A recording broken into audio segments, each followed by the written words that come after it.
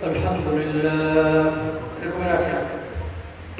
الحمد لله وكفى وسلام على عباده الذين اصطفى خصوصا على سيد الرسل وخاتم الأنبياء وعلى آله الأتقياء وعلى أصحابه الأصفياء ونشهد أن لا إله إلا الله وحده لا شريك له ونشهد أن محمدا عبده ورسوله أما بعد فأعوذ بالله من الشيطان الرجيم بسم الله الرحمن الرحيم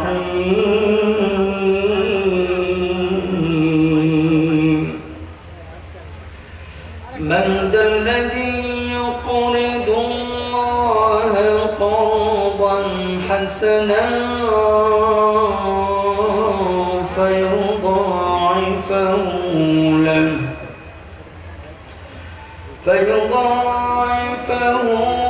له أضعافا كثيرة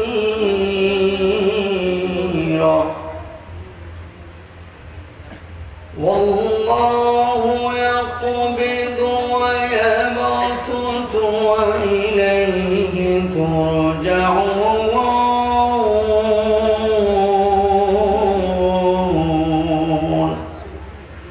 صدق الله العظيم. وقال النبي صلى الله عليه وسلم إذا استحلت أمتي خمسا فعليهم الدمار إذا ظهر التلاون وشربوا الخمور ولبسوا الحرير واتخذوا القيان واتكفى الرجال بالرجال والنساء بالنساء وصدق رسوله النبي الأمين ونحن على ذلك من الشاهدين والشاكرين والحمد لله رب العالمين.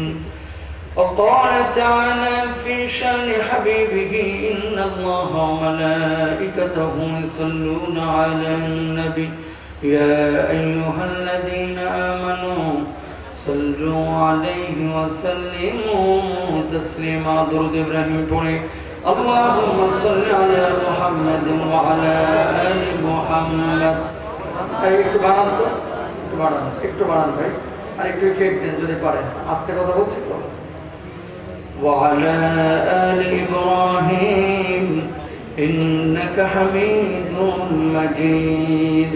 اللهم بارك على محمد وعلى آل محمد كما باركت على إبراهيم وعلى آل إبراهيم إنك حميد مجيد.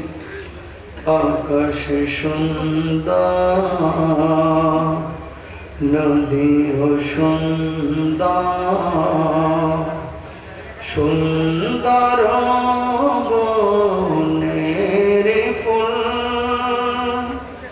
তার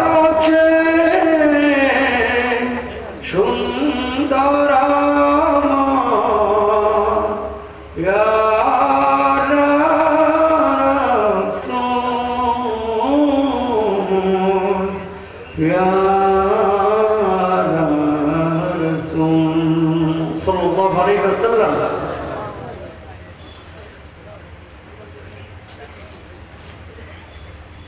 আজকের এই ভিড়ুয়া দুর্গার বনকাটি ও উত্তরপাড়া ময়দানে উপস্থিত আজকের আয়োজনের সম্মানিত সভাপতি, আকর্ষণীয় জলসা লেখা হয়েছে। এখানে আসলে ওয়াজ মাহফিল, তাফসীর মাহফিল কিছু লেখা হয় নাই। নসিহতমূলক এই আয়োজনে যিনি উপস্থিত রয়েছেন প্রধান অতিথি হিসেবে, সভাপতি হিসেবে উপস্থিত রয়েছেন জনাব হাফেজ হাফিজুর রহমান সাহেব।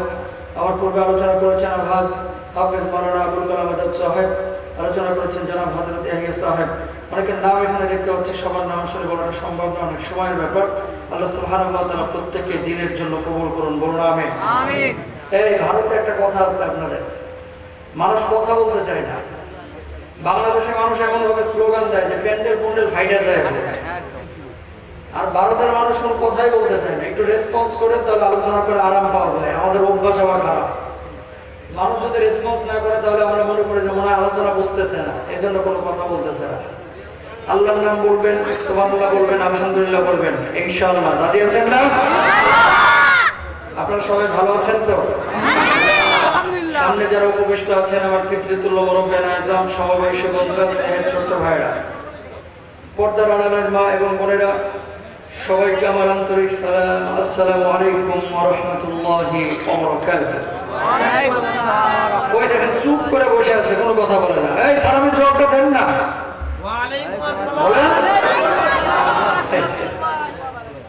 আল্লাহ রাসূল সাল্লাল্লাহু আলাইহি ওয়াসাল্লাম বলেন কিয়ামতের আগে একটা বড় আলামত দেখা যাবে। সাহাবীরা বললেন, ইয়া রাসূলুল্লাহ, কত আলামত করে কথাই তো আপনি বলেছেন, এটা আবার কোন আলামত? আল্লাহর নবী সাল্লাল্লাহু আলাইহি ওয়াসাল্লাম বললেন, আত-তাসলিমুল খাসসা। মানুষ বেছে বেছে মানুষকে সালাম দেবে, আর জবাবটাও বেছে বেছে হবে। খেয়াল করেন, আমার আব্বাস ভাইরা যখন দেখেন সালাম দিতে দিতে ঠোঁট ভিজে ফেলেন। চেয়ারম্যান সাহেবকে দেখলে, এমএলএ সাহেবকে দেখলে, আমাদের ইমাম সাহেবের বক্তারা দেখলে অনেকে সালাম দিতে দিতে একেবারে অস্থির। একই মানুষ জীবনে কোনো ফকির মিসকিনকে সালাম দিতে চায় না, ঠিক কিনা? আছে না? এরকম আছে। ফকিরকে সালাম দিতে চায় না, অটো চালায় যারা, সিএনজি চালায় যারা, গাড়ি চালায় যারা, যাদেরকে সালাম দিতে চায় না। কারণ কি? ওরা ওদের একটা লো শ্রেণীর মানুষ। আমি হচ্ছে হেডমওয়ালা, আমি হচ্ছে টাকা পয়সাওয়ালা, সম্মানিত মানুষ, আমি ওরা সালাম দেবো কে, ও আমার সালাম দেবে। এরকম মানসিকতার লোক আছে না? নাই না? গোটা ভেদুয়াতে একজনও নাই আল্লাহর বলি, আছে না এরকম? অথচ আমার নবী গরিবকে সালাম দিয়েছেন, ধনীকে দিয়েছেন, বড় লোককে দিয়েছেন, ছোটকে দিয়েছেন, বড়কে দিয়েছেন। আল্লাহু আকবার। বেশি কষ্ট না হলে মেহরবানি করে ফ্যানটা অফ করেন, কারণ আমি যা ওয়াজ করতেছি তার চেয়ে বেশি আওয়াজ কমিয়ে করতেছে, আমার চাইতেও বেশি আওয়াজ করতেছে। ফ্যানটা বন্ধ করেন তো, নামায় দেন, অফ করে দেন প্লিজ। এই যে মাইকে শব্দ হচ্ছে, এই যে এবার ভালো লাগতেছে। আলহামদুলিল্লাহ বলেন, আলহামদুলিল্লাহ, আরো জোরে আলহামদুলিল্লাহ। তাহলে আমরা ছোটদেরকে সালাম দেব, বড়দেরকে সালাম দেব। অনেক সময় যদি যুবকরা কোনো বুড়াকে সালাম না দেয়, বুড়া চাইতে যায়, রাইগে যায়। খেয়াল করেন, চায়ের দোকানে বসে বলে, আমাদের পুরোটা একটা বলের হাট দিয়ে আমার দেখে সালাম দিল না। কাকা মেয়ের উচিত ছিল না ওনারও সালাম দেওয়া, ঠিক কিনা? ছোটরাও সালাম দেবে, বড়রাও সালাম দেবে, কোনো কার্পণ্য করবে না, তারতম্য করবে না। জবাবটা একবার সুন্দর করে দেন, আসসালামু আলাইকুম ওয়া রাহমাতুল্লাহ। আচ্ছা, আমাদেরকে এখানে নিয়ে এসেছেন কে? আল্লাহ। সুন্দর করে বলেন কে? আল্লাহ সুবহানাহু ওয়া তাআলা। দেখেন, এই মাহফিলে যারা আপনারা এসেছেন, আলহামদুলিল্লাহ ভালো। অনেক মানুষ এখনো কিন্তু মেলায় ঘোরাফেরা করতেছে, বাড়িতে বসে বসে টেলিভিশন শরীফ দেখতেছে। বুঝেন নাই?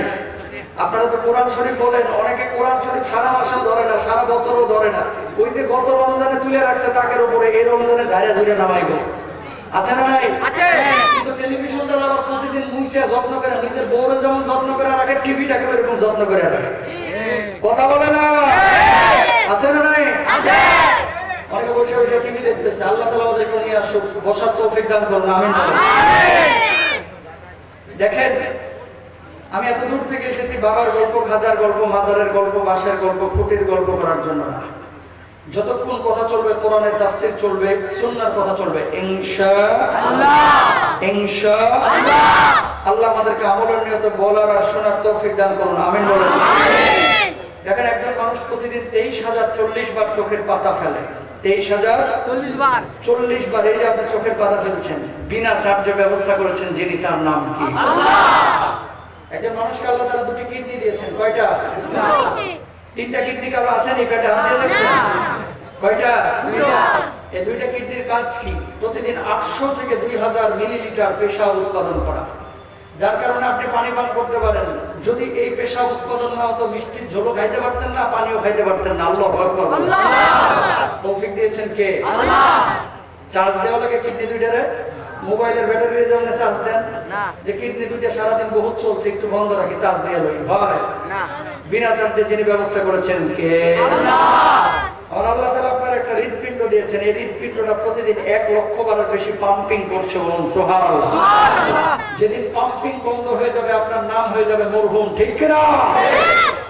ও বন্ধু, পেটের মধ্যে গরুর গোশত, মাছ, ডিম, দুধ, রসগোল্লা, স্পঞ্জগুল্লা, পায়েস, দই একসাথে একবার বস্তা করে ঢাকা দিচ্ছেন, কেমনে হজম হয় আপনি জানেন না। আবার আল্লাহ তাআলা আপনার পেটের মধ্যে প্রতিদিন 2 লিটার অ্যাসিড উৎপাদন করছেন, যেই অ্যাসিড গুলোর কাজ হচ্ছে ওই খাবারগুলোকে হজম করা। বলুন সুবহানাল্লাহ। এবার আপনি বলেন, এই হাতটার মালিক কে? আল্লাহ। আপনার মালিক কে? আল্লাহ। আমার মালিক কে? আল্লাহ। এই জমির মালিক কে? আমার বাবার মালিক কে? দুনিয়ার কোন মানুষের গোলামি চঞ্চলে মুসলমানের বাচ্চা করতে পারে না, আল্লাহ গোলামি করে, ঠিক কিনা? যিনি আমাকে বানিয়েছেন আমরা তার কি করব? গোলামি করব। গোলামি করার মানেটা কি? তার জন্য নামাজ পড়া দরকার আছে না নাই? রোজা আসতেছে, অনেকের খুশি, আর কিছু মানুষের পেটে গ্যাস এখনই তৈরি হয়ে গেছে, কথা কয় না? রোজা আসতেছে, অনেক মহিলারা বোরকা পরার নিয়ত করেছে, এই রমজান থেকে হিসাব করব, আর কিছু দোকানদার নিজের বোরকায় দোকানদারে হিসাব করানোর চিন্তা করতেছে। রমজান মাস আসলে দোকানের উপরে হিসাব দিয়ে আস্তে করে মনে করেন যেগুলো বেরোজাদার এগুলো খাওয়ানোর চিন্তা করে। আল্লাহ তাআলা সবাই হেদায়েত দান করুন, আমিন। তবে যে আল্লাহ তাআলা আপনাকে আমাকে নিয়ে এসেছেন, হৃদয়, মন, জবানকে উজাড় করে সমস্বরে একবার বলি আলহামদুলিল্লাহ। আরো জোরে বলি আলহামদুলিল্লাহ। প্রিয় ভাইরা আমার, একটি সূরার একটি আয়াত তেলাওয়াত করেছি। সূরাটির নাম হচ্ছে সূরা আল বাকারা, আয়াতের নাম্বার হচ্ছে 245। আপনাদেরকে বলতে হবে আয়াতের নাম্বার কত? সূরার নাম কি? আল বাকারা। কেন বলাচ্ছি? যাতে করে ওয়াজটা আপনাদের মুখস্থ হয়, নিজেরা আমল করতে পারেন। অনেকে দেখতে এসেছে, গত বছর তো রব্বানি হুজুর আইছিল, এবছর দেখি কার মতো হুজুর তাহিরির মতো নাকি আজহারির মতো, একটু দেখে আসি। কেস টেস্ট করতে যারা এসেছেন যে হুজুর কত কান্দাইলো, হাসাইলো, কতটুকু কি বললো না বললো, তারপরে সাইড দোকানে বসে সমালোচনা করবেন, আল্লাহর দোহাই লাগে, এই নিয়তে কেউ বসবেন না। বক্তা 24 ইঞ্চি হোক, 26 ইঞ্চি হোক, কালা হোক, ল্যাংড়া হোক, মুল্লা হোক, বলে করে আসুক, গাড়িতে আসুক, হেলিকপ্টার আসুক, বিমান আসুক, কোরআনের কথা যে বক্তা বলবে সেই বক্তার কথা শুনতে হবে, ঠিক কিনা? সুতরাং আজকের এই তাফসীরের শেষ পর্যন্ত আপনারা থাকবেন তো ইনশাআল্লাহ? সবাই থাকবেন তো ইনশাআল্লাহ? দেখবেন না বাড়ি যাবেন, কে কে হাত তুলেন? মাশাআল্লাহ, এদের দেখে জোশের সাথে হুশও আছে। আলহামদুলিল্লাহ করুন, আলহামদুলিল্লাহ। শেষ পর্যন্ত থাকবেন কে কে? একটু আল্লাহকে হাতটা তুলে দেখান তো। লিল্লাহি তাকবীর, লিল্লাহি তাকবীর, আল্লাহু তাকবীর। ভাই আপনারা মাইন্ড করেন না, মাঝের মানুষগুলো হাত তোলেন না। আপনারা কি যাওয়ার নিয়ত করছেন আগেই নাকি? প্লিজ কষ্ট নেন না, আমি এত দূর থেকে এসেছি কষ্ট করে, আপনারা তো মহল্লার মানুষ, আশপাশের মানুষ, থাকবেন না ইনশাআল্লাহ? ইনশাআল্লাহ। এবার আসেন তাফসীরের দিকে আমরা স্টেপ বাই স্টেপ যাই। সত্যি কথা বলতে অক্টোবরের 21 তারিখ মাহফিল শুরু করেছি, এই যে আনলিমিটেড চলতেছে প্রতি রাতে দেশে বিদেশে, কোনোদিন আমার এত খারাপ লাগে না। আজকে কেন যেন আমার গরমটা বসে গেছে। আপনারা একটু দোয়া করেন যে আল্লাহ তাআলা যেন কথাগুলো একটু বলার তৌফিক দান করেন, আমিন বলেন। আমিন। প্রথমে আসেন আল্লাহ তাআলা কি বলছেন একটু আমরা খেয়াল করি। আমার আল্লাহ রাব্বুল আলামিন বলছেন, মা জাল্লাযী ইউকরিদুল্লাহ করদান হাসানা ফায়ুদাইফাহু লাহু আদআফান কাসীরা ওয়াল্লাহু ইয়াকবিদু ওয়া ইয়াবসুত ওয়া ইলাইহি তুরজাউন।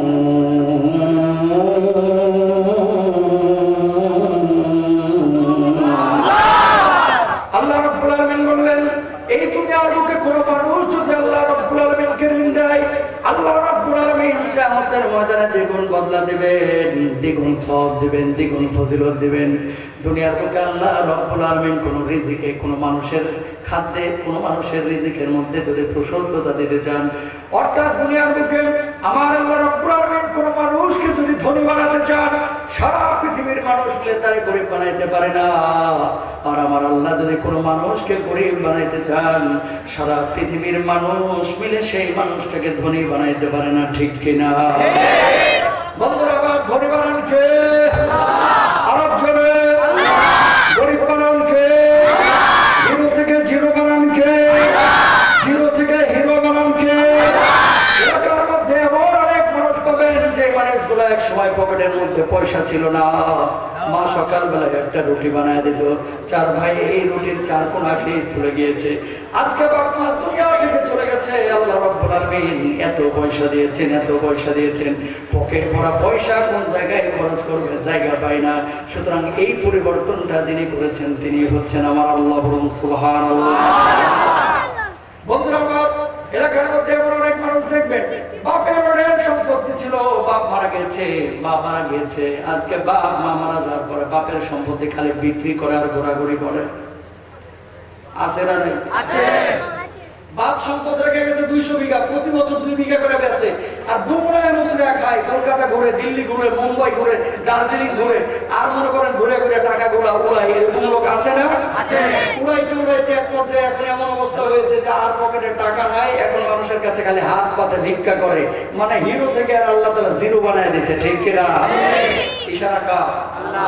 এই আয়াতটা যখন নাযিল হলো, বিশ্বনবী সাল্লাল্লাহু আলাইহি ওয়াসাল্লামকে সাহাবীরা বললেন, ইয়া রাসূলুল্লাহ, টাকা তো সেই ব্যক্তি আরেকজনের কাছে চায় যার পকেটে টান আছে। আমার আল্লাহ আসমানের মালিক, আমার আল্লাহ জমিনের মালিক, কুল কায়নাতের সবকিছু আমার আল্লাহ বানিয়েছেন, সেই আল্লাহ আবার টাকা চাইলেন কেন, ঋণ চাইলেন কেন? এটার মানে তো বুঝলাম না। প্রশ্ন জাগে কি জাগে না?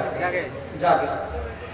এবার আল্লাহর নবী বিশ্বনবী সাল্লাল্লাহু আলাইহি ওয়াসাল্লাম জবাব দিলেন, সাহাবীরা, আল্লাহ রাব্বুল আলামিনকে ঋণ দেওয়ার মানে হচ্ছে আল্লাহর জন্য জান দেওয়া, আল্লাহর জন্য মাল দেওয়া, যখন যেখানে যেভাবে প্রয়োজন নিজেরে বিলিয়ে দেওয়া।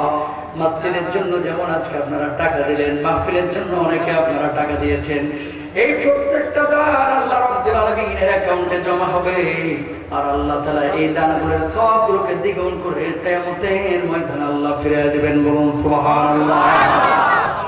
বন্ধুরা আমার, আল্লাহর নবী বিশ্বনবী সাল্লাল্লাহু আলাইহি ওয়াসাল্লাম বলেছেন, দুনিয়ার বুকে এমন কিছু মানুষ রয়েছে যে মানুষগুলো আরেকজন মানুষকে বিনা সুদে ঋণ দেয়। এমন কিছু মানুষ রয়েছে যে মানুষগুলো মানুষের মুখে খাবার তুলে দেয়। এমন কিছু মানুষ রয়েছে যে মানুষগুলো মানুষ অসুস্থ হলে সেবা করে, শুশ্রূষা করে, অসুস্থ মানুষকে সুস্থ করার চেষ্টা করে। কিয়ামতের ময়দানে আল্লাহ রাব্বুল আলামিন ওই মানুষগুলোকে ডাকবেন, আয় বান্দা, আয় বান্দা। যখন আল্লাহর কাছে আসবেন, আল্লাহ তখন বলবে, বান্দা যা যা যা, জান্নাতের যে দরজা দিয়ে খুশি আল্লাহ জান্নাতে সেই দরজা দিয়ে ঢুকে যা। বলুন সুবহানাল্লাহ। ওই বান্দা তখন বলবে, আল্লাহ দুনিয়ার বুকে কেমন কাজ করেছিলাম যার জন্য আজকে জান্নাতের ফয়সালা করলেন। আল্লাহ রাব্বুল আলামিন তখন বলবে, বান্দা দুনিয়ার বুকে আমি বিপদগ্রস্ত ছিলাম, তুই আমার কিছু টাকা পয়সা দিয়ে সহযোগিতা করেছিলি, আমি অসুস্থ হয়েছিলাম, তুই আমার সেবা করেছিলি, আমি ক্ষুধার্ত ছিলাম, তুই আমার খাবারের ব্যবস্থা করেছিলি, আমি হাঁটার জন্য রাস্তা পাচ্ছিলাম না, রাস্তার ব্যবস্থা করেছিলি।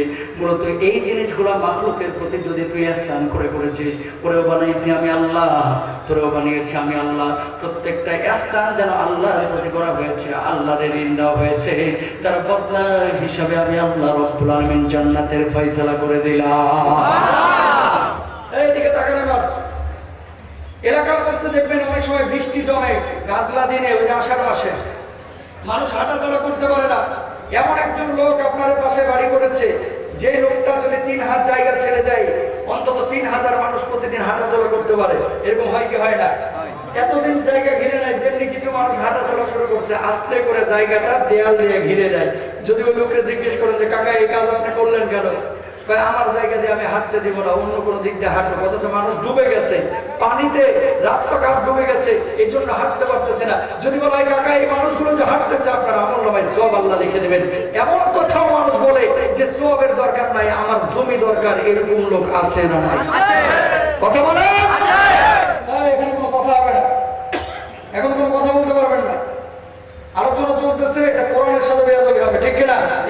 যত আলোচনা এখন বাইরে হবে, এখানে আর কোনো আলোচনা হবে না। ফোন টোন যারা ভিডিও করতেছেন ভালো কথা, কিন্তু কেউ ফোন রিসিভ করবেন না, রিংটোন বন্ধ রাখেন, সব সাইলেন্ট করে রাখেন।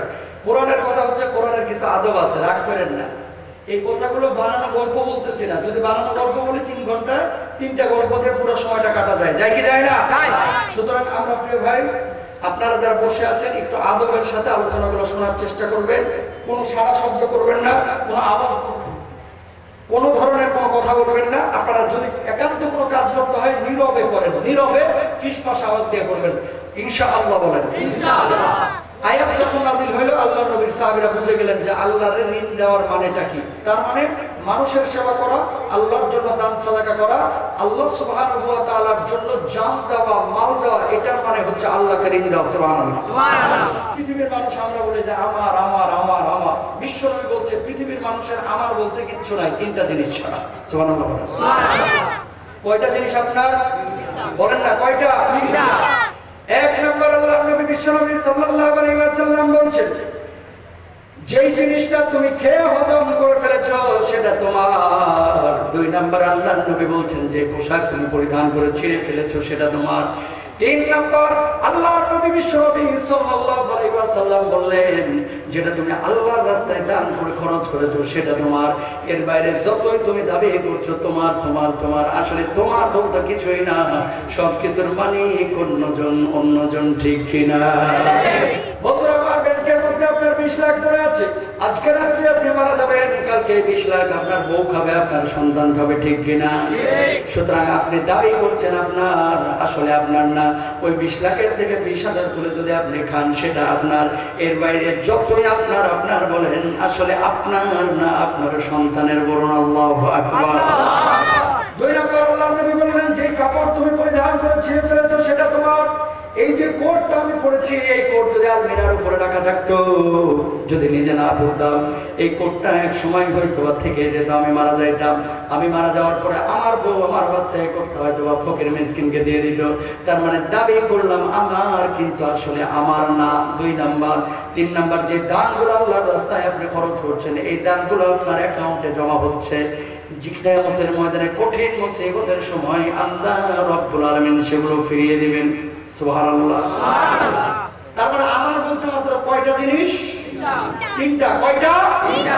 যা খেয়েছেন, যা করে ছিঁড়ে ফেলেছেন, যেটা আল্লাহর রাস্তায় দান করেছেন। এদিকে তাকান। মানুষের একটা তবিয়ত আছে, গোটা ভারতবর্ষের বলেন আর পাকিস্তানের বলেন আর বাংলাদেশের বলেন, উপমহাদেশের বলেন, কি তবিয়ত? যদি আল্লাহ তাআলা একটা বিল্ডিং এর মালিক বানাবো, চাই যে আল্লাহ আমার কবে দুইটা বিল্ডিং এর মালিক বানাবে, ঠিক কিনা? যদি দ্বিতীয় বিল্ডিং এর মালিক বানাবো, চাই যে কবে তৃতীয় বিল্ডিং এর মালিক বানাবে, ঠিক কিনা বলে? আল্লাহর নবী বলছেন, বনি আদম বড় নেমু খারাপ, অকৃতজ্ঞ। যখন আল্লাহর কাছে চায়, আল্লাহ যখন দেয়, তখন আল্লাহর সঙ্গে তামাশা করে। কি বলে? আল্লাহর নবী হাদিসের মধ্যে খেয়াল করেন, আল্লাহর নবী বিশ্বনবী সাল্লাল্লাহু আলাইহি ওয়াসাল্লাম বলছেন, লাউ কানা লিবনি আদম ওয়াদিন মিন যাহাবিন, আল্লাহ রাব্বুল আলামিন যদি বনি আদমকে, আদম সন্তানকে একটা স্বর্ণের পাহাড়ের মালিক বানায় দেন, আহাব্বা আন ইয়াকুনা লাহু ওয়াদিয়া, আল্লাহর নবী বিশ্বনবী সাল্লাল্লাহু আলাইহি ওয়াসাল্লাম বলছেন, একটা স্বর্ণের পাহাড়ের মালিক হওয়ার পর সে চাইবে কবে আমাদের দ্বিতীয় স্বর্ণের পাহাড়ের মালিক বানাবে। দুই নাম্বার পাহাড়ের মালিক আল্লাহ যদি বানায় দেন, ওই আদম সন্তান 3 নাম্বার পাহাড়ের অপেক্ষা করবে, 4 নাম্বার পাহাড়ের অপেক্ষা করবে, 4 নাম্বার বিল্ডিং এর অপেক্ষা করবে। আল্লাহর নবী বলছেন, ওয়ালাইয়ামলা ফাহু ইল্লা তুরাব, যতদিন পর্যন্ত কবরের মাটি পচে তার চোখের মধ্যে না ঢুকবে, ততদিন পর্যন্ত তার স্বপ্ন দেখা বন্ধ হবে না। আর যতদিন পর্যন্ত কবরের মাটি পচে তার পেটের মধ্যে না ঢুকবে, ততদিন পর্যন্ত তার পেটের ক্ষুধা মিটবে না, ঠিক কিনা? কথাটা বুঝতে পেরেছেন? মারাত্মক কথা কিন্তু, হাদিসের কথা। এবার সব বললাম, আল্লাহ নবী বলছে, দুনিয়ার জন্য যারা পাগল, শুধু টাকা টাকা টাকা, বাড়ি বাড়ি বাড়ি, গাড়ি গাড়ি গাড়ি, সম্পদ সম্পদ। খেয়াল করেন, একটা ছেলে যখন ইন্টারমিডিয়েটে পড়ে, ওর স্বপ্নটা থাকে কি, কোনো মতে বিশ্ববিদ্যালয়ে আমি চান্স পাইনি, আমার এটাই স্বপ্ন। বিশ্ববিদ্যালয়ে আল্লাহ তাআলা ভর্তি করার তৌফিক দিয়েছে, এরপরে চিন্তা করে ভালো রেজাল্ট করতে হবে অনার্সে, ভালো রেজাল্টের তৌফিক আল্লাহ দিয়েছে, এরপরে চিন্তা করে আল্লাহ একটা মাত্র যদি চাকরি হয় আর কিছু লাগবে না, আল্লাহ একটা সরকারি চাকরির ব্যবস্থা করে দাও। দোয়া করে কি করে না? আল্লাহ এবার চাকরির ব্যবস্থা করছে, অন্য মানুষের স্বপ্নের পরিবর্তন হয়ে গেছে। আল্লাহ চাকরির ব্যবস্থা তো তুমি করলা, তুমি আমার একটা সুন্দর স্ত্রীর ব্যবস্থা করে দাও। আল্লাহ তুমি একটা বাড়ির ব্যবস্থা করে দাও। আল্লাহ তুমি একটা ফ্ল্যাটের ব্যবস্থা করে দাও। আল্লাহ ফ্ল্যাটটা যেন কলকাতা শহরে হয়, ঠিক কিনা? মানুষের বয়সের সঙ্গে সঙ্গে তারতম্য ঘটতেছে স্বপ্নে। বিশ্বনবী বলছে, মা আল্লাহ কাফা খায়রুম মিম্মা কাসরা ওয়ালহা, স্বপ্নে এত দেখিস না, যতটুকু তোর প্রয়োজন ততটুকু সন্তুষ্ট থাক, আল্লাহর জান্নাতে তুই যাবি। আল্লাহু আকবার। সুতরাং স্বপ্ন দেখতে হবে দুনিয়ার ক্ষেত্রে কম, আখিরাতে বেশি। দুনিয়ার মানুষ দুনিয়ার জন্য পাগল, আল্লাহর জন্য পাগল না। এই আয়াত যখন নাযিল হইল, আল্লাহর নবী বিশ্বনবী সাল্লাল্লাহু আলাইহি ওয়াসাল্লামের মুখ থেকে শুনলেন সাহাবীরা যে আল্লাহর ঋণ দেওয়ার মানেটা কি। কিন্তু ইহুদির বাচ্চারা বুঝলো না। এরা এই সূরা বাকারার 245 নম্বর আয়াত নিয়ে সমালোচনা শুরু করলো। কয় মুহাম্মদ সাল্লাল্লাহু আলাইহি ওয়াসাল্লাম এতদিন বলেছেন ওনার আল্লাহ আসমান বানাইছে, ওনার আল্লাহ জমিন বানাইছে, ওনার আল্লাহ সব কিছুর মালিক। এটা আবার কেমন আল্লাহ? মানুষের কাছে দেখে ঋণ চাই, তার মানে মুহাম্মদ সাল্লাল্লাহু আলাইহি ওয়াসাল্লাম আল্লাহ একটা ফকির। নাউজুবিল্লাহ। আবু বকর রাদিয়াল্লাহু তাআলা দাঁড়ানো কোণা থেকে ইহুদি বলতেছে, কি আবু বকর? ইহুদি বলতেছে, তুমি না বলছিলা তোমার আল্লাহ আসমান বানাইছে, তোমার নবী বলেছে তোমার আল্লাহ জমিন বানাইছে, সব কিছুর মালিক আল্লাহ।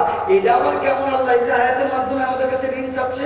আবু বকর, তোমার আল্লাহ একটা ফকির, তোমার আল্লাহ একটা মিসকিন। আবু বকর ইহুদিকে বলছে, এই ইহুদি, তুই আমারে গালি দিয়ে আমি কষ্ট পাবো না, আমার বাপ মারে গালি দিয়ে আমি কষ্ট পাবো না। আল্লাহর কসম, আমার আল্লাহকে যদি ফকির মিসকিন বলিস, আমি আবু বকর হাত গুটে বসে থাকবো না। আল্লাহর গালি দিলে মুসলমানের কলিজায় লাগে কি লাগে না? ধর্মকার্যের শেষে সে ধর্ম পালন করুক, দাঙ্গা মারামারি হানাহানি করা যাবে না। বৌদ্ধ ধর্ম বৌদ্ধ পালন করবে, হিন্দু ধর্ম হিন্দু পালন করবে, খ্রিস্টান ধর্ম খ্রিস্টান পালন করবে, সবাই সবার ধর্ম পালন করবে, কোনো সমস্যা নেই। কিন্তু আল্লাহকে কেউ গালি দিলে মুসলমানের কলিজার মধ্যে লাগে কি লাগে না? তো আবু বকর বললো, এই আমাদের খবরদার আল্লাহর গালি দিবি না। আবার আমাদের বলতেছে, আবু বকর, তোমার আল্লাহ একটা ফকির, তোমার আল্লাহ একটা মিসকিন, এবার যাবে কোথায়? আবু বকর ডান হাতটা তুলে ওই সে একটা থাপ্পড় বসায় দিচ্ছে। আল্লাহু আকবার। এবারে গালের মধ্যে হাত দিয়ে আল্লাহর নবী বিশ্বনবী সাল্লাল্লাহু আলাইহি ওয়াসাল্লামের কাছে দৌড় দিলেন। যাওয়ার পরে বললেন, ওগো মুহাম্মদ, সারাদিন সাহাবীদেরকে কি শিকার আপনি? কয় কি হয়েছে? আপনার সাহাবীরা শুধু ইহুদি ধরে ধরে মারে। আল্লাহর নবী বিশ্বনবী সাল্লাল্লাহু আলাইহি ওয়াসাল্লাম বললেন, কি হয়েছে? তোর কে মেরেছে? কয় আপনার আবু বকর আমার গালের উপরে থাপ্পড় বসাইছে। আল্লাহর নবী বললেন, আমি বিশ্বাস করি না, আমি বিশ্বাস করি না। আমার আবু বকর কাটা মাটির মানুষ, নরম মেজাজের মানুষ, কাউরে মারতে পারে না। বলুন আল্লাহু আকবার। আল্লাহর নবী বললেন, তুই যদি ওমরের ব্যাপারে বলতি আমি নবী বিশ্বাস করতাম, কারণ ওমরের কথার আগে হাত চলে, ঠিক কিনা? আবু বকর তো সুযোগ দিছে ওরে তিনবার, ওমর একবারই ওরে কাজ করে হলো, ঠিক কিনা? আল্লাহর নবী বলতেছে, তুই যদি আবু বকর না হয় ওমরের ব্যাপারে বলতি আমি বিশ্বাস করতাম, কারণ ওমর মেজাজি মানুষ, অতিরিক্ত রাগ হয়তো বা পিটাইতে পারে, কিন্তু আমার আবু বকর পিটাইতে পারে না। আল্লাহু আকবার। যেমনি কথা বলছে, ডাকেন আপনার আবু বকর, আপনার আবু বকর ডাকেন। এবার আল্লাহর নবী বললেন, আবু বকর, আবু বকর দৌড় দিয়ে আল্লাহর নবী বিশ্বনবী সাল্লাল্লাহু আলাইহি ওয়াসাল্লামের কাছে আসলেন। আল্লাহর নবী বললেন, আবু বকর, তুমি কি আমাদের গায়ে হাত তুলেছ? আল্লাহর নবীকে আবু বকর বললেন, ওগো নবীজি, এই আয়াত যখন নাযিল হইল, আপনি তো আল্লাহর ঋণ দেওয়ার কথা বলেছেন, জান দেওয়া, মাল দেওয়া, সম্পদ দেওয়া। ওগো নবীজি, ইহুদির বাচ্চা বারবার আল্লাহর অপব্যাখ্যা করেছে, আয়াতের অপব্যাখ্যা করেছে, বারবার আল্লাহর ফকির বলেছে, মিসকিন বলেছে। ওগো নবীজি, একবার না, দুইবার না, তিনবার আল্লাহর ফকির মিসকিন বলেছে। ওগো আল্লাহর হাবিব, ও যদি আমার বাপারে গালি দিত, আমার মায়ের গালি দিত, যদি আমার গালি দিত, আমি কিচ্ছু বলতাম না। কিন্তু আমার আল্লাহর গালি দিয়েছে, আমি আবু বকর নিজে সহ্য করতে পারি নাই। আমার নবীর আমার সামনে কেউ গালি দিবে, আমি আবু বকর সেটাও নিজে সহ্য করতে পারি না। বলুন আল্লাহু আকবার। ওগো আল্লাহর হাবিব, তিনবার সে আল্লাহর ফকির বলেছে, মিসকিন বলেছে, এজন্য তার গালে একটা থাপ্পড় বসাইছে। আল্লাহর নবী বললেন, ইহুদি, তুই কি আমার আল্লাহর গালি দিয়েছিস, ফকির মিসকিন বলেছিস? ইহুদি বলল, ওগো মুহাম্মদ, আবু বকর মিথ্যা কথা বলছে সাল্লাল্লাহু আলাইহি ওয়াসাল্লাম, আমি আল্লাহর গালি দিই নাই, আবু বকর মিথ্যা বলছে। আল্লাহর নবী বললেন, আবু বকর, আসলে কি তুমি মিথ্যা বলছো? আল্লাহর নবী বিশ্বনবী সাল্লাল্লাহু আলাইহি ওয়াসাল্লামকে আবু বকর জবাব দিলেন, রাহমাতুল লিল আলামিন, আপনি তো আমার আজকে থেকে চিনেন না, বহু আগে থেকেই চিনেন, হিজরতের আগে থেকেই চিনেন। মেরাজের পরে সর্বপ্রথম স্বীকৃতি আমি আবু বকর দিয়েছিলাম, যার জন্যই তো আপনি আমাকে সত্যবাদী উপাধি দিয়ে, সিদ্দিক উপাধি দিয়ে দিয়েছেন। বলুন সুবহানাল্লাহ। ও আল্লাহর হাবিব, আল্লাহর কসম করে বলি, বিন্দুমাত্র মিথ্যা মিথ্যা কথা আমি বলছিলাম। আল্লাহ নবী বললেন, আবু বকর তাহলে একজন সাক্ষী আনো, যে সাক্ষী এই সাক্ষী দেবে যে ওই ব্যক্তি আল্লাহ রাব্বুল আলামিনের গালি দিয়েছে। আবু বকর বললেন, আল্লাহর নবী ওই জায়গায় ছিলাম শুধু আমি, আর ছিল ইহুদি, আর তো কেউ ছিল না, আমি সাক্ষী কোথা থেকে আনবো?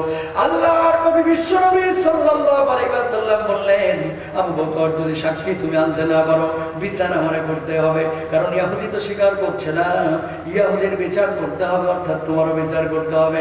তুমি যেহেতু ওরে একটা থাপ্পড় বসাইছো, ইহুদি তার হাত দিয়ে তোমার গালের উপরে একটা থাপ্পড় বসাইবে, শোধবোধ হয়ে যাবে। বলুন নাউযুবিল্লাহ। আল্লাহ নবী চিন্তা করেছেন বিচার যদি না করে পরবর্তী দিন গোটা মদিনায় এই ইহুদি ছড়ায় দিবে। মুহাম্মদ সাল্লাল্লাহু আলাইহি ওয়াসাল্লাম নিজের লোক দেখে বিচার করে নাই, এরকম প্রশ্ন জাগবে কি জাগবে না? গোটা মদিনায় ছড়াবে কি ছড়াবে না? যেমনি এই কথা বলেছে বিশ্বনবী সাল্লাল্লাহু আলাইহি ওয়াসাল্লাম চিন্তা করেছেন যেন বিচার করতে হবে। এখন ইহুদিরা বলতেছে, এই ইহুদি আমার আবু বকরের গালে একটা থাপ্পড় বসা। ইহুদি তো খুশি যে দিমু এবার কইছে একটা আবু বকরের গালে থাপ্পড়। আর শাহিন দেখছেন কে? আল্লাহ। আস্তে কোন গুনাহ আল্লাহ। এর লেগে তো মুসলমান এখন কোথায় গেছে, একবারে মুড়ি মুরগির মতো। এই আচ্ছা থেকে দেখছেন কে? বলুন কে?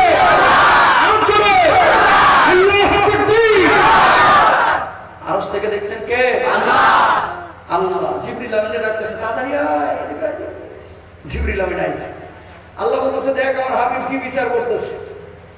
আমার আবু বকরের গালে বলে ইহুদি এখন থাপ্পড় বসাইবে, তুই মুহূর্তের মধ্যে আমার হাবিবের চোখের পাতা ফেলানোর আগে হাজির হয়ে যা। আমার হাবিবকে গিয়ে বল, আবু বকরের পক্ষে সাক্ষী দুনিয়ার কোন মানুষের প্রয়োজন নাই, আবু বকরের পক্ষে সাক্ষী স্বয়ং আমি আল্লাহ রাব্বুল আলামিন আরশ আজিম থেকে হয়ে গেলাম। সুবহানাল্লাহ। পকেটে ঢুকে রাখেন, বাইর করেন, জোরে বলেন সুবহানাল্লাহ। আরো জোরে সুবহানাল্লাহ। আল্লাহর নবী সাক্ষী দিচ্ছেন, দুনিয়া সাক্ষী দিচ্ছেন কে? আল্লাহ রাব্বুল আলামিনের প্রতিনিধি জিবরিল আমিন মুহূর্তের মধ্যে আল্লাহর নবীর কাছে হাজির, চোখের পাতা ফেলানোর আগে। আল্লাহর নবীকে বললেন, ইয়া রাসূলুল্লাহ, ইয়া হাবিবাল্লাহ, কি বিচার আপনি করছেন? আল্লাহ রাব্বুল আলামিন সব কিছু কিন্তু দেখছেন, খবরদার এই বিচার আপনি করবেন না। ওই ইহুদির হাত যেন আবু বকরের গাল স্পর্শ না করে। ওগো নবীজি, দুনিয়ার সাক্ষী আপনি খুঁজেছিলেন, দুনিয়ার কোন মানুষের সাক্ষীর প্রয়োজন নাই, দুনিয়ার কোন মানুষের সাক্ষীর প্রয়োজন নাই। আর শাহিন থেকে আবু বকরের পক্ষে সাক্ষী স্বয়ং আমার আল্লাহ রাব্বুল আলামিন হয়ে গেছেন। বলুন সুবহানাল্লাহ। জিবরিল আমিন আল্লাহ রাব্বুল আলামিনের পক্ষ থেকে একটা আয়াত নিয়ে গিয়েছিলেন, 4 নম্বর পারা 13 নম্বর পৃষ্ঠা 16 অংশ, 4 নম্বর পারা 13 নম্বর পৃষ্ঠা 16 অংশ। এই আয়াত শোনায় দিলেন আল্লাহ রাব্বুল আলামিনের রাসূলকে, লাকাদ সামিআল্লাহু কাওলাল্লাযীনা ক্বালু ইন্নাল্লাহা ফাকীরুন ওয়া নাহনু আগনিয়া।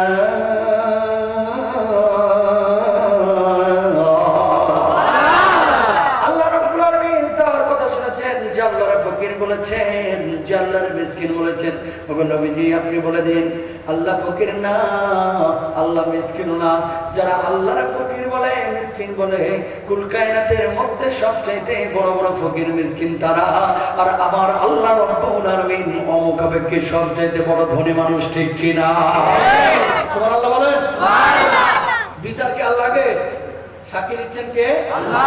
আল্লাহ। আয়াত নাযিল হয়ে গেছে সূরা বাকারা, এই যে 4 নম্বর পারা, সূরা বাকারা না, সরি সূরা আলে ইমরান 4 নম্বর পারা 13 নম্বর পৃষ্ঠা আয়াত নাযিল হয়ে গেছে। বিশ্বনবী ইহুদির দিকে তাকায় বলতেছে, কি রে বলতেছে, আবা মানলিয়া তো তুই নাকি গালি দিস নাই, এখন তার আমার কোনো সন্দেহ নাই। জিবরিল আমিন এসে সাক্ষী দিচ্ছে, এখন কি করবি? আস্তে করে মাথা নিচু করে ভাগছে। আল্লাহু আকবার। ভাগছে মানে বুঝেন নাই, ঢাকায় ভাগছে মানে হচ্ছে পালাইছে। পালাইছে এখানে কি বলে? পালাইছে বলে নাকি? পালিয়ে গেছে, ও পালিয়ে গেছে। শুনেন, বিচার কি দরকার আছে?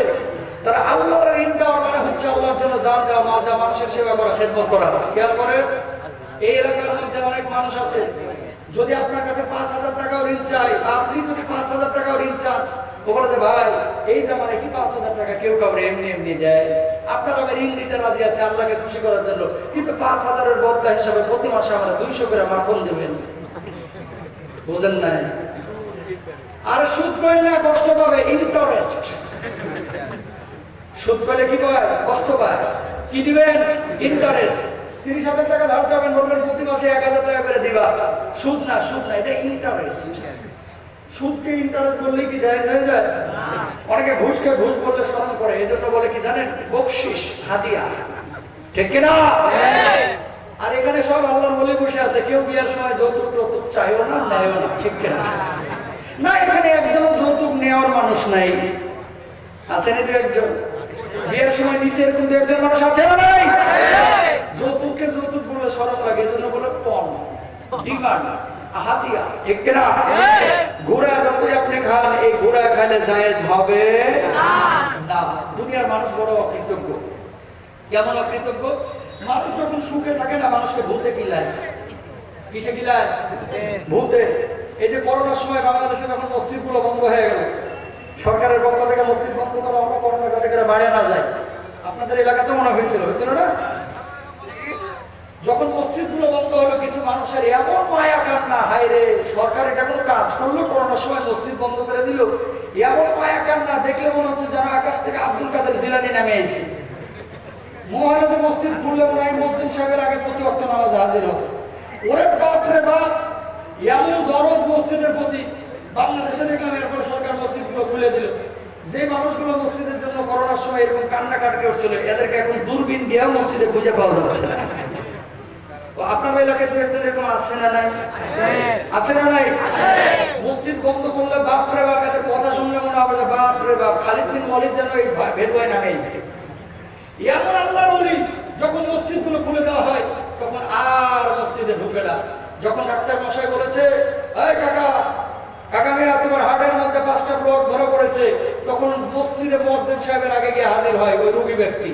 কারণ হার্টে ব্লক ধরা পড়েছে, এখন তো আল্লাহ ছাড়ার কোনো গতি নাই। কথা বলে না। ডাক্তার মশাই যখন বলেছে তোমার তো করোনা, খাপি খাচ্ছে মাছের মতো, এ যাই যাই যাই যাই ভাব, তখন খালি আল্লাহ আল্লাহ আল্লাহ আল্লাহ। ঢাকাতে একবার আমি 15তলা বিল্ডিং এর উপরে একবার দুপুরবেলায় ভূমিকম্প হচ্ছে, খেয়াল করে। বড় বিল্ডিং এর একটা নীতি হচ্ছে, নিজের থেকে একটা কাঁপানো যায়, বিল্ডিং এ আরো 3টা কোমর দুলানি যায় নিজের পক্ষ থেকে। ঠিক কিনা? বিল্ডিং যত বেশি উঁচু, ঝাঁকুনি তত বেশি। আমি 15তলার উপরে গেছি একটা কাজে, অফিসিয়াল। আমি কাজ করতেছি, হঠাৎ দেখলাম ঝাঁকুনি। মানুষগুলো দেখলাম মৌমাছির মতো আমার দিকে দৌড়াইছে। কেন? ঝাঁকুনি মারছে, এখন কি দোয়া করবো? মুহূর্ত নিশ্চিত, যেভাবে বিল্ডিং কাঁপতেছে, এবার মনে হয় রক্ষা নেই। তো আমি বললাম যে আজান দিই, আজানের শব্দগুলো আপনারা উচ্চারণ করেন, লা ইলাহা ইল্লাল্লাহ সুবহানাকা ইন্নী কুনতু মিনাজ জালিমিন, আপনারা পড়েন। মানুষ পাগলের মতো ছুটছে, পাগলের মতো। সবাই ছাদে, কিন্তু 15তলা বিল্ডিং এর ছাদের উপরে, দ্যাট মিনস 16 তলায়। সবাই দোয়া দরুদ করতেছে, মুখে দাড়ি থাকুক আর না থাকুক, অটোমেটিক। কেউ কেউ এরকম করতেছে, লা ইলাহা ইল্লাল্লাহ লা ইলাহা সুবহানাকা ইন্নী কুনতু মিনাজ জালিমিন, এটা বলার টাইম নাই। ওবা কতক্ষণ পরে দেখি একটা আপা দৌড়ে আইছে। উনি কিন্তু ইসলাম ধর্মের না, কোন ধর্মের এটা বুঝে নিতে হবে। একটা আপা দৌড়ে আসছে, অন্য ধর্মের আপা, বলছে হুজুর এতজন এত কিছু করতেছে, আমি পড়বোটা কি? তো আমি বললাম যে ওরা যেটা করে আপনিও সেটা করেন। বলছে হ্যাঁ, ক্লাস 5 আমিও মুখস্থ করেছিলাম। অমনি দেখে অটো গিয়ারে হেলমেট থেকে চলতেছে, লা ইলাহা ইল্লাল্লাহ সুবহানাকা ইন্নী কুনতু মিনাজ জালিমিন, লা ইলাহা ইল্লাল্লাহ সুবহানাকা ইন্নী কুনতু মিনাজ জালিমিন। তার মানে কি? ঝাঁকুনি একটা পড়লে ওই তখন সবাই দোয়া টোকায়, দোয়া খোঁজে। ঠিক কিনা? আর যতক্ষণ ভালো থাকে তখন আল্লাহরে ভুলে যায়। ঠিক কিনা মুসলমান?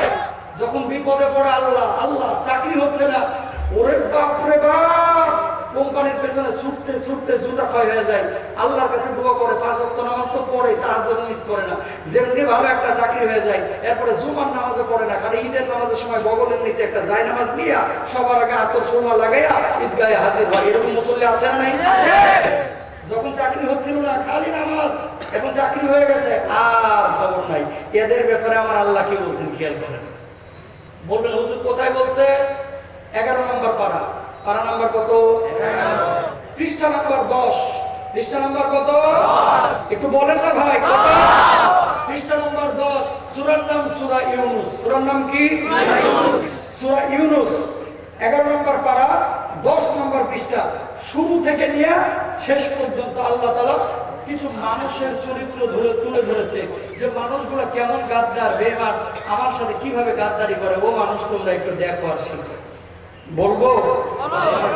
আমার আল্লাহ রাব্বুল আলামিন বলছেন, ওয়া ইযা أذقنا الناس رحمة من بعد ضراء مستهم إذا لهم مكر في آياتنا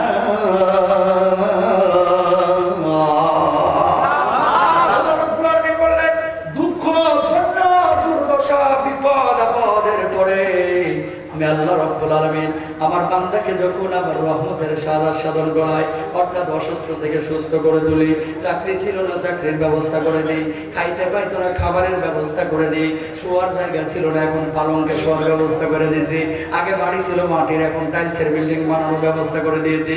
ওই মানুষগুলো যখন বিপদে ছিল আল্লাহর কাছে বারবার দোয়া করেছে, আল্লাহরে ডেকেছে, আল্লাহর নাজ নিয়ামত যখন সে পেয়ে গেছে আল্লাহর সঙ্গে গাদ্দারি শুরু করেছে, এখন নামাজ পড়ে না।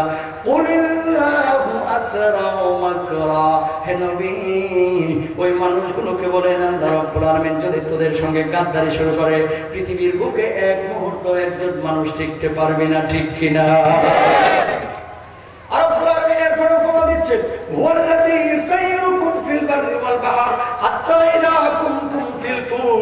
এই দুনিয়ার মানুষের উপমা হচ্ছে এরকম, সাগরের মধ্য দিয়ে যখন মানুষগুলো চলে, জাহাজে আপনারা চড়েছেন, অনেকে আছেন নাই? নৌকায় যখন আপনারা চড়েন, লঞ্চে যখন আপনারা চড়েন, সাগরের বুক চিরে যখন জলযানটা এগিয়ে যায়, মানুষের গায়ে যখন দক্ষিণা বাতাস লাগে, এমন মুহূর্তে এমন কিছু মানুষ আছে তখন আল্লাহরে ভুলে যায়। দেখবেন কলকাতায় যখন বাসে চড়ে অনেকে যাচ্ছে, আল্লাহরে মনে থাকে না, কানের মধ্যে হেডফোন লাগায় মোশাররফের নাটক দেখে, আছে না নাই? সিনেমা দেখে, আছে না নাই? গান শোনা, আছে না নাই? যখন সফর করছে সমুদ্রের মধ্য দিয়ে, যখন সফর করছে ভূমির মধ্য দিয়ে, যখন সফর করছে আকাশের মধ্য দিয়ে, বিমানের উপরে চড়েছে, আল্লাহরে ভুলে যায়, আল্লাহরে ভুলে যায়। আল্লাহ বলছেন, ওয়াজারাইনা বিহিম বিরিহিন তাইয়্যিবাতিন ওয়া ফারিহু বিহা জাআতহা রিহুন নাসিব। আমি আল্লাহ রাব্বুল আলামিন ওই মানুষগুলোকে সমুদ্রের মধ্যে যখন জাহাজে চলে যাচ্ছে, ঝড়ে একটা বাতাস পাঠাইলাম, আর বড় বড় ঢেউ তৈরি হচ্ছে। যখন ঢেউগুলো বড় বড় আকারে হচ্ছে, ওই জাহাজটা যখন নাচানাচি শুরু করে, একবার এইদিকে গাছ হয় আর একবার ওই দিকে গাছ হয়। খেয়াল করে দেখেন, যখন জাহাজটা ডুবা ডুবা ভাব, একজন মানুষ কানের মধ্যে হেডফোন দিয়ে তখন কিন্তু এই গান বাজনা শোনে না, ঠিক কিনা? তখন মানুষ হেডফোন খুলে কি করে? ওরে আল্লাহ, আল্লাহ এদিকে জাহাজ ডুবে যাচ্ছে, আল্লাহ কোন মতো মাফ করে দাও, আল্লাহ বাঁচিয়ে দাও, আল্লাহ বাঁচিয়ে দাও। কি করে? দাউল্লাহ মুখলিসিনা লাহুদ্দিন। আল্লাহ রাব্বুল আলামিন বলছেন, ওই মানুষগুলো তখন নিষ্ঠার সঙ্গে আল্লাহকে ডাকে, আল্লাহ লা ইন আনজাইতানা, যদি আমাদেরকে রক্ষা করো, মিন হাযিহি, এই বিপদ থেকে, লানাকুনান্না মিনাশ শাকিরিন।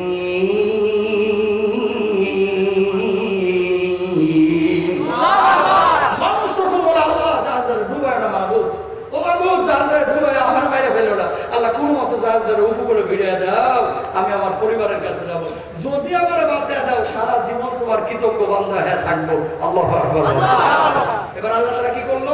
জাহাজটা উদ্ধার করে উপকূলে ভিড়িয়ে দিল। যেমনি উপকূলে ভিড়িয়ে দিছে, মানুষগুলো তখন উঠছে, ফালাম্মা আনজাহুম ইযা হুম ইয়াবগুনা ফিল আরদি বিগাইরিল হক। মানুষগুলো স্থলে উঠাই বলে, আরে বাপ রে বাপ, নাবিক কি অভিজ্ঞ গো, লঞ্চের ড্রাইভার, জাহাজের ড্রাইভার কি অভিজ্ঞ গো, এরকম অবস্থায় কেমনে আমার উদ্ধার করে নিয়ে এসে উপকূলে উঠাই দিল। ওই গুলামের বাচ্চাগুলা, তোরে বাঁচাইছেন নাবিক না, বাঁচিয়েছেন কে? আল্লাহ। আরো জোরে বলে, আল্লাহ। বাঁচিয়েছেন কে? আল্লাহ। আল্লাহ এই কথা বলতেছে, যখন জাহাজে ডুবে যাচ্ছিল তখন আল্লাহ আল্লাহ আল্লাহ আল্লাহ আল্লাহ আল্লাহ, এখন আল্লাহ বাঁচাইয়া দিছে, এখন বলেছে কি অভিজ্ঞ ড্রাইভার গো, কি অভিজ্ঞ নাবিক গো, কিভাবে আমারে বাঁচাইয়া দিল। কলকাতা যাচ্ছেন, গাড়ি অ্যাক্সিডেন্ট করবে করবে ভাব, কোনো মতে কাইটা কুটে ড্রাইভার মনে করে সাইড নিয়ে চলে গেছে। মানুষজন বলে, ওরে বাপ রে, কি অভিজ্ঞ ড্রাইভার, কেমনে আমাদেরকে বাঁচাইয়া দিল। বাঁচিয়েছেন ড্রাইভার নাকি আল্লাহ? আল্লাহ। জোরে আল্লাহ। সুতরাং প্রিয় ভাইরা আমার, সুখে যখন থাকবেন আল্লাহ রাব্বুল আলামিনের শুকরিয়া আদায় করবেন, দুঃখে দুঃখে যখন থাকবেন আল্লাহর শুকরিয়া আদায়ের পাশাপাশি সবর করবেন, ধৈর্য ধারণ করবেন। যদি ধৈর্য ধারণ করেন আল্লাহর জান্নাত আপনার জন্য ওয়াবাশশিরিস সাবিরিন, সুসংবাদ দিতে বলা হয়েছে জান্নাতের সুসংবাদ ওই মানুষদের জন্য যারা ধৈর্য ধারণ করে। আল্লাহ রাব্বুল আলামিনের জন্য সুখে শুকরিয়া আদায় করতে হবে, আর আল্লাহর জন্য দুঃখে সবর অবলম্বন করতে হবে।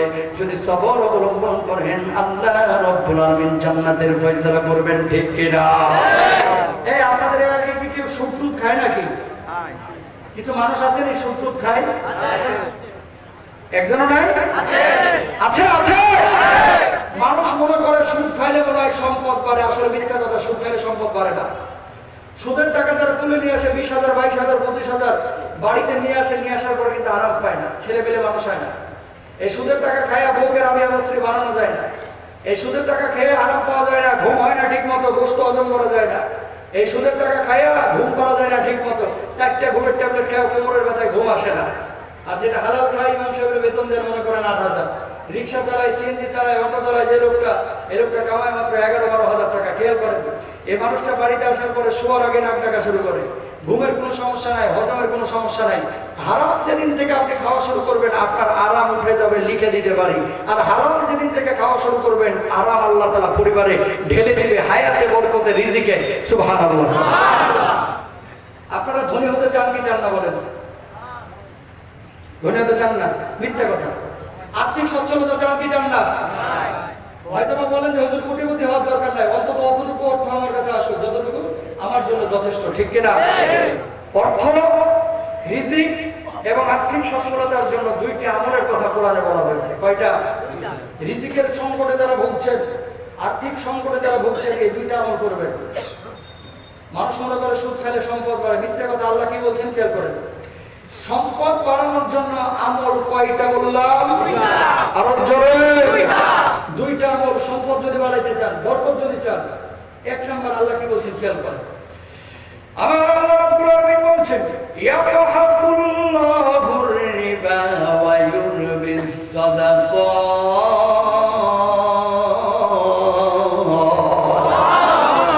মানুষ মনে করে সুদ খেলে সম্পদ বাড়ে, আসলে সম্পদ বাড়ে না। সম্পদ যদি তুমি বাড়াইতে চাও বেশি বেশি সাদাকা করো, বেশি বেশি যাকাত দাও। বেশি বেশি সাদাকা করলে, যাকাত দিলে আমার আল্লাহ রাব্বুল আলামিন তোমার সম্পদ বাড়ায় দেবে। বলুন সুবহানাল্লাহ। সাদাকা করলে আরেকটা লাভ আছে। লাভটা কি শুনেন? গোপন লাভ।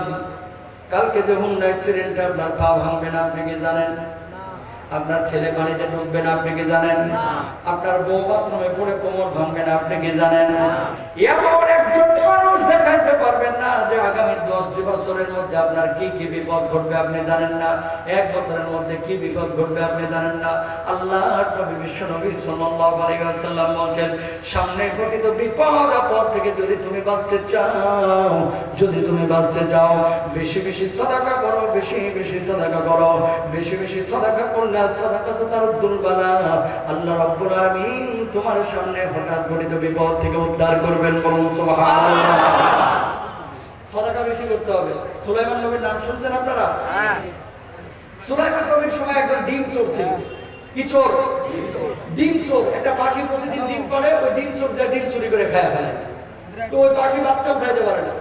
এবার সুলাইমান নবীর কাছে এসে ওই পাখি বারবার অভিযোগ করতেছে, ও সুলাইমান নবী, এই ডিম চুরি একটু না করেন যেন আমার ডিমটা চুরি করতে না পারে, না করে আমার বাচ্চা উঠাইতে পারতেছি না। সুলাইমান নবী ডিম চোরকে ডাকলেন, এই ডিম চোর এদিকে আয়, খবরদার কাল থেকে আর ডিম চুরি করবি না। ডিম চোর চিন্তা করলো, যায় একটা ডিম দিতে আমি চুরি করি, কি এমন ক্ষতি হয়েছে, কালকে থেকে ডিম চুরি করবো না, ঠিক আছে যান। পরের দিন যখন আবার ডিম দিয়েছে পাখিটা, ডিম দেখে আর লোভ সামলাতে পারলো না, আবার ডিম চুরি করে ডিমটা ভাজা খাই ফেলেছে। সুলাইমান নবীর কাছে পাখি এসে আবার অভিযোগ করছে, ও সুলাইমান নবী, এই ডিম চোরটা আবার ডিম চুরি করে খেয়ে ফেলেছে। সুলাইমান নবী ডিম চোরে আর ডাকে নাই। চিন্তা করছে, সোজা আঙ্গুলে ঘৃণা উঠলে আঙ্গুল তো বাঁকা করাই লাগে, লাগে কি লাগে না? সুলাইমান নবীর কথা জিনেরাও শুনতো, 2জন জিনকে ডাকছে। ডাকার পর সুলাইমান নবী বলছে, কালকে থেকে তোদের দায়িত্ব হচ্ছে ওই ডিম চোর যখন ডিম চুরি করতে আসবে তখন ওই সিকিউরিটি গার্ড হিসেবে তোরা 2জন গাছের মগডালে বসে থাকবে। যেমনি চোর উঠবে ওরা ধাক্কা মারে মাটিতে ফেলা দিয়ে পায়ে ব্যথা দেবে, তাহলে কাল থেকে আর ডিম চুরি করবে না। আল্লাহু আকবার। জিনেরা সুলাইমান নবীর কথা শুনতেন। তো জিন দুইজন মনে করেন বন্দুক নিয়ে, সেই সময় বন্দুক আর কি, আপনাদের এই বলি না কিন্তু দুইজন যাই মনে করেন হাজির, যে আজকে আয় তোর একদিন কে আমার একদিন, ডিম আজকে সাথে খাওয়ানো করতে পারে। জিন দুইজন হাজির, নিচ থেকে গেছে ওই ডিম চোখ যাওয়ার পরে গাছে উঠবে, ঠিক ওই মুহূর্তে একজন ফকির তার কাছে হাত পাচ্ছে। যেমনি ফকির হাত পেতেছে, পকেটের মধ্যে কিছু দিনার দিরহাম ছিল, ওই চোর দিনার দিরহাম বের করে ডিম চোরের হাতে, ডিম চোর আপনার ফকিরের হাতে দিয়ে দিচ্ছে। কার হাতে? ফকিরের হাতে, মানে সাদাকা করে দিয়েছে।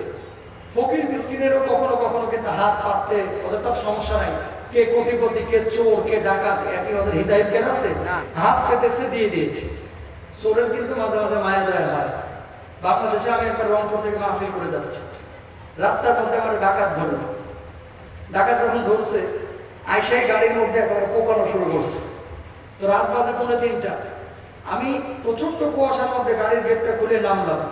নামার পরে বলতেছে, কি হয়েছে কি হয়েছে কি হয়েছে বুঝেন না? আমি বললাম হ্যাঁ বুঝছি। আমি মাস্কটা খুললাম, খোলার পরে বলতেছে, হুজুর আপনারা দেখি চেনা চেনা লাগতেছে, ইউটিউবে দেখছি। তো আমি বললাম, আমি বুঝলাম আর কি মনে মনে যে বদমাসটা তার মানে ওয়াজও শুনে, ওয়াজ না শুনলে তো আমরা দেখতো না, ওয়াজ শুনে তার মানে তো আমরা চিনছে, তার মানে ওয়াজ শুনছে, আমার হেদায়েত কিন্তু হয় নাই, ঠিক কিনা?